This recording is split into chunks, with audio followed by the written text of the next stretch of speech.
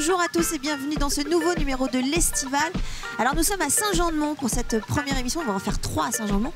Et nous sommes sur le Remblai, sur la plage de Saint-Jean-de-Mont, avec 3 invités. Alors nous accueillons sur le plateau, alors je n'appelle pas ça un plateau, c'est un mini plateau sur la plage, Jean-Pierre Bertrand d'Ethnodoc et d'Art Expo. Vous pouvez prendre le micro, Jean-Pierre, bonjour, merci d'avoir accepté l'invitation de l'Estival. Nicolas Isard.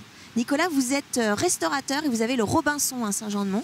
Alors oui, je suis chef de l'hôtel-restaurant Le Robinson à Saint-Jean-de-Mont. On voit des grandes pancartes quand on arrive à Saint-Jean-de-Mont. Voilà, et nous avons Delphine Mougel de l'Office de tourisme de Saint-Jean. Oui, en fait, je suis chef de projet patrimoine à la SEM Saint-Jean Activité. Ah oh là là, c'est très précis. Ouais. D'accord. Alors justement, on va parler, on fait une petite émission de l'Estival sur la cuisine et on va parler d'un label que vous avez mis en place qui s'appelle le label Cuisine Montoise. Oui.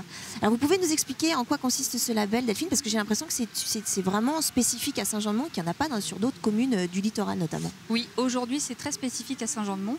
En fait, c'est parti d'un audit identitaire qui a été réalisé sur Saint-Jean-de-Mont, nous en collaboration d'ailleurs avec Ethnodoc. Donc il a été réalisé en 2013.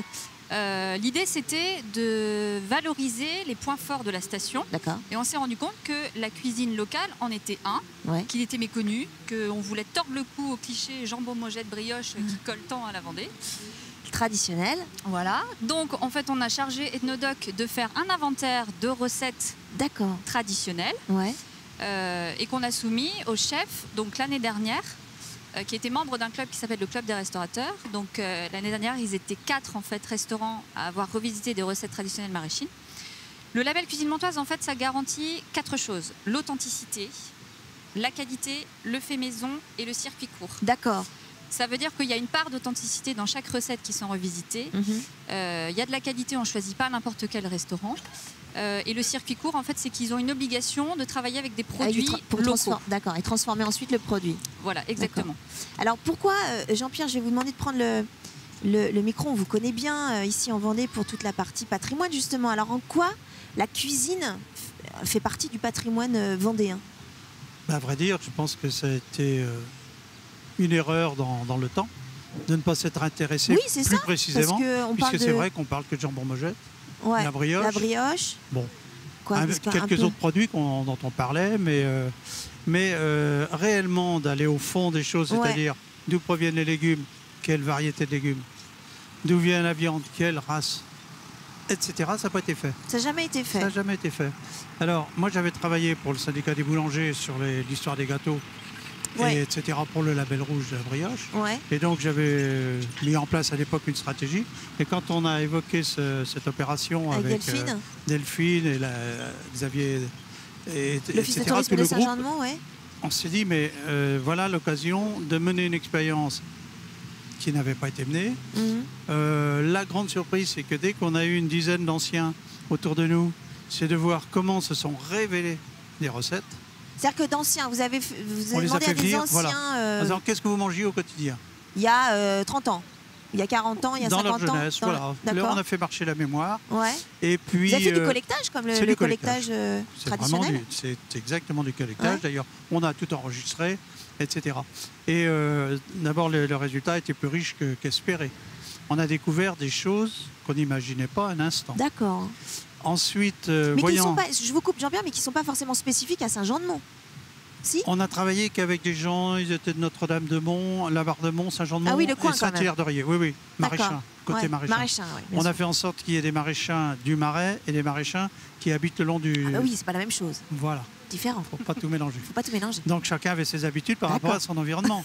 C'est ça. Il y a ceux qui profitaient davantage du produit de la mer, et puis ceux qui sont de lieux, de zones humides. Donc on n'a pas tout à fait la même chose.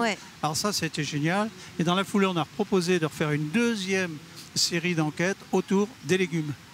D'accord. Et là, alors ça, c'était notre surprise. Des gens qui se souvenaient des variétés, qui nous ont ramené des plants, de la semence ou même des éléments... Qui gardaient chez eux? Oui, qui gardaient depuis des générations, qui s'échangent entre voisins.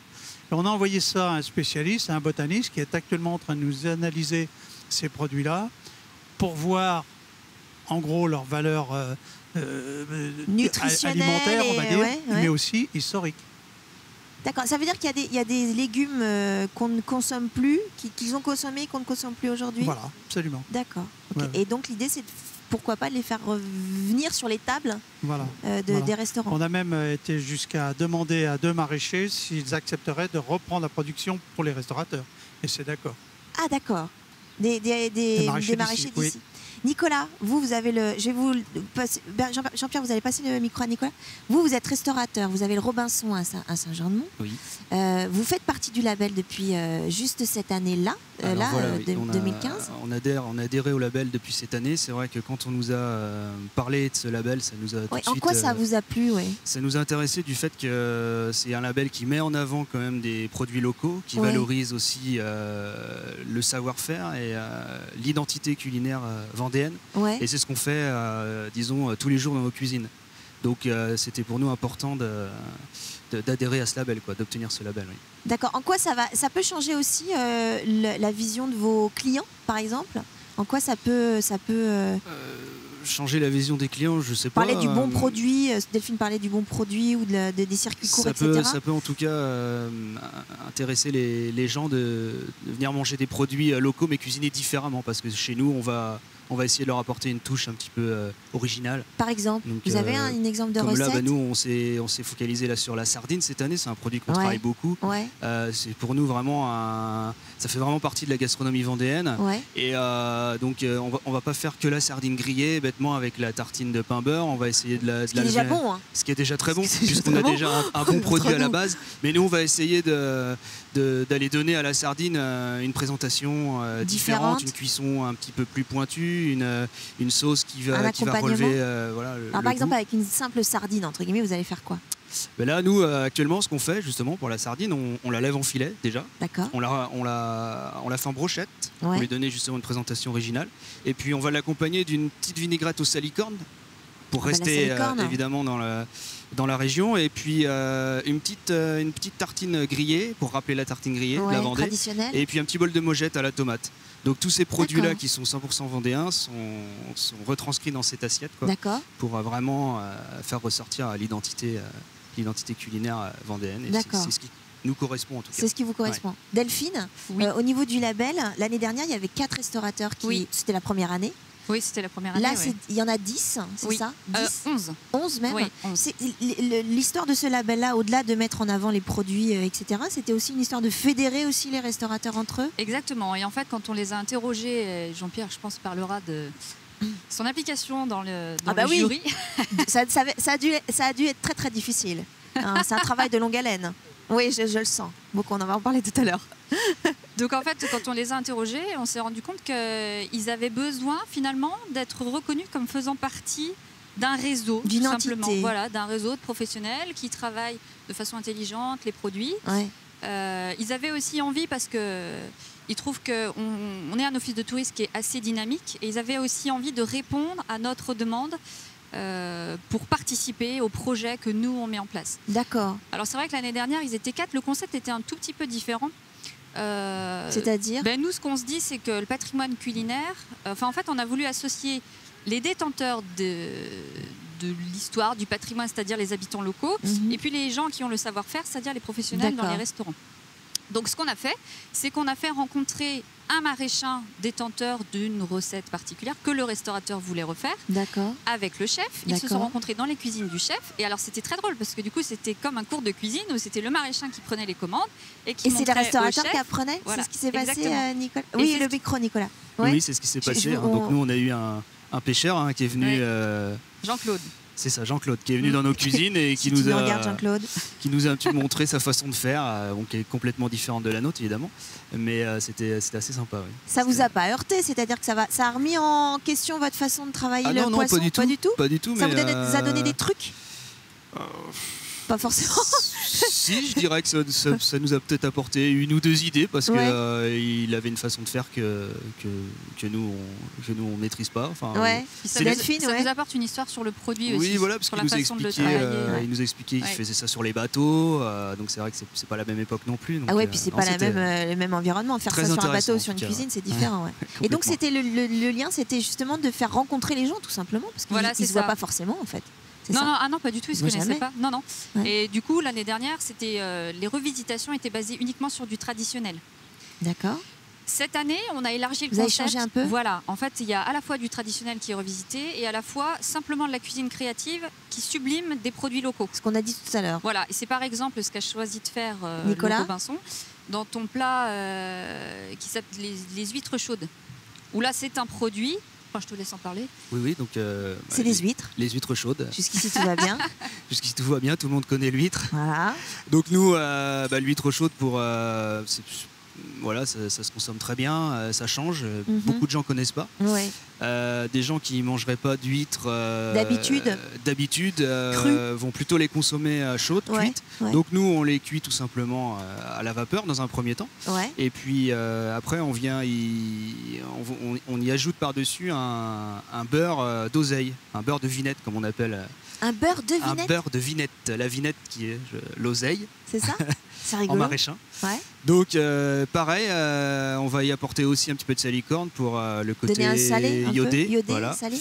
On va gratiner un petit peu tout ça et puis on va, pour la légèreté, on y apporte une mousseline de vin doux à la lavande. Donc là, on vient apporter une petite douceur en fait. Voilà. D'accord. On va reparler justement des recettes et puis on va reparler aussi de votre implication dans le jury qui a été très très importante, Jean-Pierre. On va reparler en deuxième partie de cet estival. On fait juste une courte coupure, une bande-annonce et puis on revient juste après ça.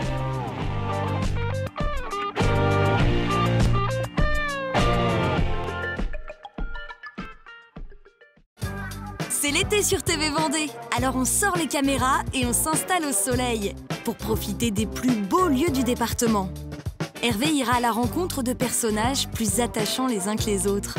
Petits producteurs, historiens amateurs ou passionnés en tout genre. Oui, je vous sens contente. C'est un vrai bonheur. Pour ma part, je vous ferai découvrir des activités. Plutôt sportives, hein. Adèle, dans l'estival, ira elle aussi à la rencontre des Vendéens. Max, le magicien fera la joie des plus jeunes comme par enchantement. Et chaque jour, ne ratez rien de l'actualité des sorties avec l'agenda. Les virées de l'été, l'estival, Max le magicien, l'agenda des sorties. L'été est déjà brûlant sur TV Vendée. J'ai fait un plat là. Oh ouais, je suis ravi, enchanté.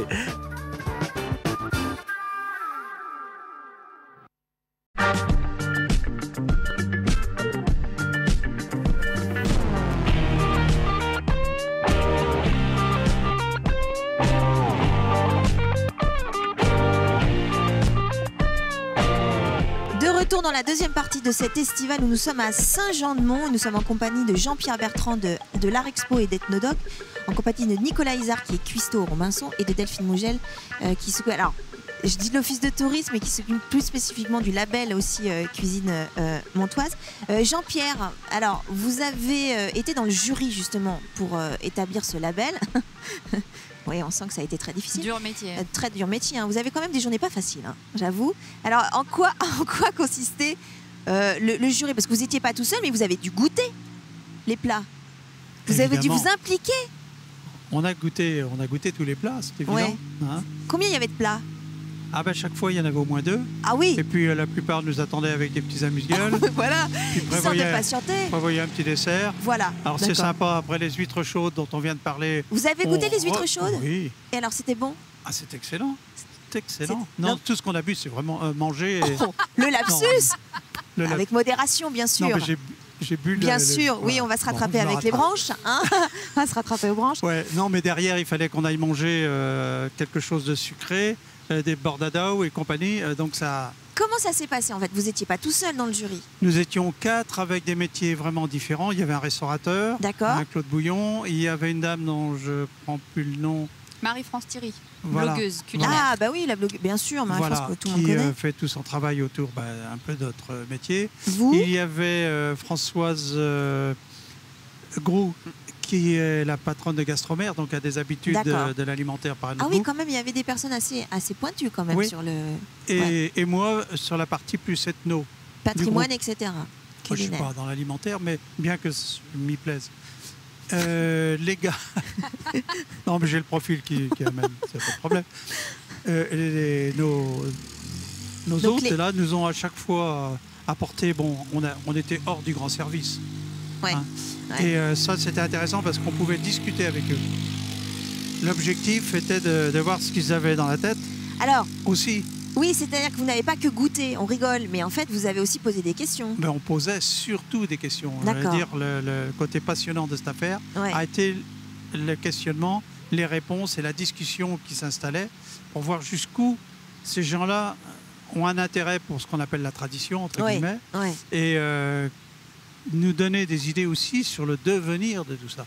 Ouais. Parce que l'objectif, ce n'est pas de faire une opération pendant 1 an ou 2 ans. Un one-shot, ce qu'on appelle un one-shot, c'est que ça perdure. Voilà, l'idée est bien d'installer quelque chose dans le temps et puis de faire en sorte qu'on monte vers une certaine excellence et puis qu'à terme, il y a une vraie réputation où dans un territoire, il y a des gens qui, à partir d'une connaissance de leur patrimoine, mettent en avant, le valorisent, sachent le valoriser au maximum. Et donc, ça donnera même aux gens dans leur vie ordinaire, l'idée d'aller un petit peu plus loin. Parce que ça a quand même toujours été les chefs qui ont amené à pousser les recettes. Donc moi, je trouve ça une évolution culturelle intéressante pour notre territoire. Est-ce que c'est intéressant aussi de voir des jeunes chefs restaurateurs justement reprendre le flambeau, entre guillemets, en le changeant un petit peu, en changeant les produits, la tradition culinaire, mais justement de reprendre le flambeau là-dessus? Pour moi, ça a été le côté le plus intéressant. Ouais, c'est ça. Hein, parce que bon, entre gens de ma génération, bon, on est baigné dedans, donc tout va bien. Mais pour que ça continue, il faut qu'il y ait des jeunes. Et Dieu sait s'il y a une coupure extrêmement grave entre les traditions que porte un territoire et la société actuelle. Encore maintenant? Encore aujourd'hui? De plus en plus, vous trouvez? Moi, je trouve que tout s'éteint très très vite. Alors si on peut... bon, on a réussi sur la musique. Si on peut réussir sur... la gastronomie, la cuisine, je pense que ce sera un deuxième plan. Et ça nous donnera des idées pour d'autres opérations. Parce que n'empêche que la cuisine, c'est la chaîne complète. C'est-à-dire que ça va des jardiniers amateurs qui passent à des maraîchers professionnels. Tout à fait. Et puis qui vont réussir à amener chez eux. Et on a l'idée aussi que les confiseurs, les conserveurs amènent aussi de nouveaux produits dans leur... alors donc c'est un petit bonheur. Ouais. Delphine, la suite maintenant, parce que le label, ça fait 1 an, presque 2 ans maintenant. Vous pensez déjà à la suite de ce label-là, à conforter ce label? Oui, alors on ne pense pas qu'au label d'ailleurs, en fait, parce que... Il y a d'autres actions? Ouais, parce que l'objectif global, c'était de valoriser une gastronomie maraîchine qui est donc méconnue, comme je disais au début. Du coup, alors le label en fait partie, effectivement. On aimerait bien aussi s'associer au Nord-Ouest Vendée pour essayer de trouver des projets qui est plus de Quand vous dites Nord-Ouest Vendée, c'est quoi? C'est plutôt la région de Challans, etc. Saint-Gilles, Notre-Dame-de-Mont, sur la côte. Oui, sur la côte. La côte, le littoral. Ouais. Et donc de porter des projets ensemble? Ben oui. C'est-à-dire Vous pouvez lancer un appel. Hein. Je profitez-en. Saint-Gilles, on était à Saint-Gilles il y a quelques jours, donc voilà. Bon, on en a déjà parlé. En tout cas, je sais qu'avec la communauté de communes Océan-Marais-de-Mont, ils prennent... ils ont aussi envie de cet inventaire sur les légumes, les viandes, etc. Donc à voir si à terme on arrive à trouver des projets. Nous, on mène notre petit bonhomme de chemin pour faire valoir Saint-Jean-de-Mont et puis la cuisine. L'idée, c'est... Alors, Jean-Pierre avait aussi une idée, c'est vrai qu'on en a parlé ensemble. Il a plein d'idées, Jean-Pierre. D'un colloque. C'est vrai. Alors, un colloque sur le thème de la gastronomie? Oui, alors il y a 2 idées en fait. C'est qu'on a découvert à discuter avec eux, c'est qu'il y avait besoin eux-mêmes de prendre de la connaissance sur l'histoire. C'est ce que disait Nicolas tout à l'heure. Voilà, alors donc on va faire une formation déjà pour leur apporter. Mais dans le coup, on s'est dit, à les écouter, qu'il fallait créer une sorte de groupement. D'accord. Et tant qu'à faire, de viser très haut tout de suite et d'appeler ça une académie. Ah bon? Voilà. Mais une académie du goût, une académie de la cuisine traditionnelle. D'accord. Avec tout ce que ça veut dire entre les pros, entre des intellectuels, des gens qui pourraient faire mousser un petit peu tout ça. C'est ça. Hein. Et puis effectivement, l'idée aussi de faire ce colloque alors, sur la biodiversité. D'accord. D'accord. À travers tous ces légumes, que ce ne soit pas que des trucs qui viennent de Nantes ou d'ailleurs, mais qu'il y a aussi que chaque territoire ait quelque chose à montrer. Et on a déjà avancé, puisque l'écomusée de Saint-Hilaire-de-Riez, la Brune du Bois-Jucot, est prête à mettre dans son jardin potagers qui deviennent un lieu de conservation d'espèces des variétés. Vous allez donner le micro à Nicolas. Nicolas, c'est important de savoir d'où vient le produit. Ah oui, complètement. C'est essentiel même. C'est essentiel. Mieux comprendre le produit qu'on travaille, c'est mieux le cuisiner. Voilà, quand on est passionné, comme nous on l'est dans nos cuisines en tout cas, et qu'on peut travailler des bons produits, connaître l'origine du produit, savoir comment il réagit, pour qui, pourquoi, comment, c'est primordial, quoi. Est-ce que grâce au label, alors je sais que ça fait que depuis cette année que vous êtes labellisé Cuisine Montoise, mais est-ce que vous avez pu vous rapprocher d'autres restaurateurs ou parce qu'on a l'impression que c'est quand même des métiers assez solitaires où vous avez des horaires très durs et vous travaillez beaucoup, etc. Vous êtes assez, voilà. Est-ce que ça vous a permis déjà de lier des liens, de tisser des liens avec d'autres restaurateurs? On n'a pas assez de recul encore, nous, cette année, pour avoir tissé des liens avec d'autres restaurateurs, mais il me semble que ça va venir, il y a des réunions de prévues. Oui, parce qu'en fait, on voulait que le label avance. D'ailleurs, ils n'ont encore pas, les restaurants, et ça va venir cette semaine. Ce qui va différencier les plats en fait qui sont labellisés Cuisine Montoise. Il va y avoir une identité graphique, comme on dit, c'est ça? Le petit logo, qu'ils mettront à côté de leur plat. Donc on voulait passer la saison pour que, déjà pour que le grand public s'imprègne aussi de ce label. Et après, oui, l'idée c'est de toute façon de les réunir, faire un bilan et puis envisager la suite, quoi. C'est pour ça aussi que vous avez entre guillemets postulé pour ce label-là, c'est de ne pas être tout seul, de ne pas travailler tout seul, de pouvoir créer des liens. Cette notion de fédérer ce que disait Delphine tout à l'heure. Mais oui, c'est important aussi d'adhérer à un label, à être en groupe. Ça donne une force aussi pour essayer d'avancer et puis vraiment donner une identité à ces produits, quoi. C'est ça. Qu'est-ce que vous cuisinez? Qu'est-ce qu'il y a à la carte aujourd'hui au Robinson? Oh là, tout plein de choses. Votre spécialité, vous avez quoi? Nous, les produits de la mer? Beaucoup les produits de la mer, mais pas que. Mais on travaille beaucoup le poisson, évidemment, le poisson frais. Donc là, on a la sardine, on a les huîtres, les fruits de mer. On va avoir des Saint-Jacques, c'est notre cheval de bataille. La brochette de Saint-Jacques grillée au Robinson, elle est là depuis des décennies, on va dire. C'est vraiment quelque chose qu'on vend énormément.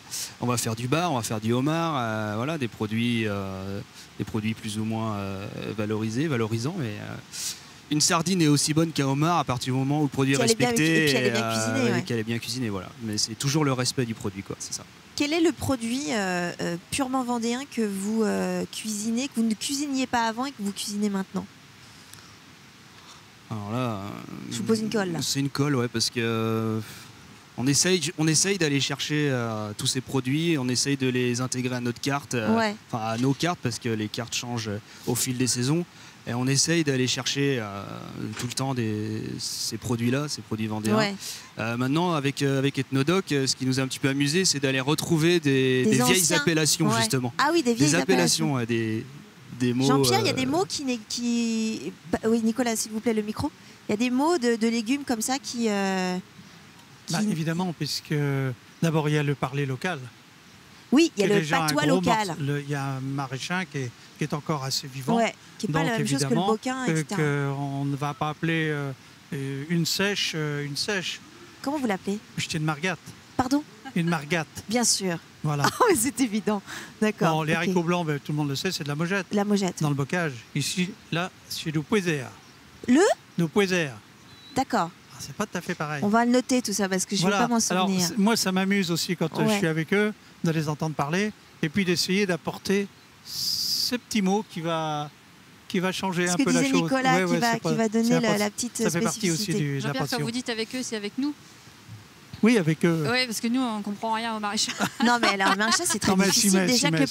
C'est vrai? Vous avez des cours avec Jean-Pierre? Il aimerait bien, mais il n'arrive pas à me convaincre encore. Difficile. À Saint-Jean-de-Mont, juste très vite, Delphine, on peut, au-delà de l'aspect culinaire, qu'est-ce qu'on peut y faire? On peut y faire plein de choses à Saint-Jean-de-Mont. La saison est lancée depuis un petit bout de temps, là, déjà. Oui. Là, on est en plein dedans. Plein dedans, il y a du monde? Oui, il y a du monde, il y a plein de choses à faire, du sport, du bien-être, manger, évidemment, ne rien faire aussi, tout simplement. C'est se reposer. Se reposer, quand on voit la plage et quand on voit les gens qui sont sur la plage, même avec un temps un peu... Non, ça va. Il fait pas froid, ça va. Il fait pas trop. Il fait pas froid. C'est une colle que je vais vous poser. Qu'est-ce qu'on peut faire à Saint-Jean-de-Mont qu'on ne peut pas faire ailleurs? J'ai posé à toutes les stations qu'on a rencontrées. Donc elles ont toutes répondu? Elles ont toutes répondu. Qu'est-ce qu'on peut faire à Saint-Jean-de-Mont qu'on peut pas faire Quelle ailleurs? est la spécificité de Saint-Jean-de-Mont? Jean-Pierre, vous pouvez répondre aussi. Hein. Je laisse répondre. Vous avez le micro, Jean-Pierre, ouais. Oui, Jean-Pierre. Oui, si elle répond pas. Non, mais j'allais dire, on peut reproduire le maraîchinage. Très vite. Très vite. Et ça, on est à la fin de l'émission. Voilà, ça c'est spécifique parce qu'au lieu de dire je fréquente quelqu'un, je maraîchine, voilà, ça on ne peut pas le faire ailleurs. Ah d'accord, on peut faire ça qu'à Saint-Jean-de-Mont. Donc voilà la raison pour laquelle il faut venir à Saint-Jean-de-Mont. En tout cas, merci. Pas sorti ça. Bon, voilà. Après vous arrangez. Hein. Merci en tout cas d'avoir accepté l'invitation de l'Estival. Hein. Très belle saison pour Saint-Jean-de-Mont. Merci Jean-Pierre, merci Nicolas, bon courage pour le Robinson. Et nous on se retrouve très vite pour une nouvelle émission à Saint-Jean-de-Mont. Très belle soirée sur TV Vendée.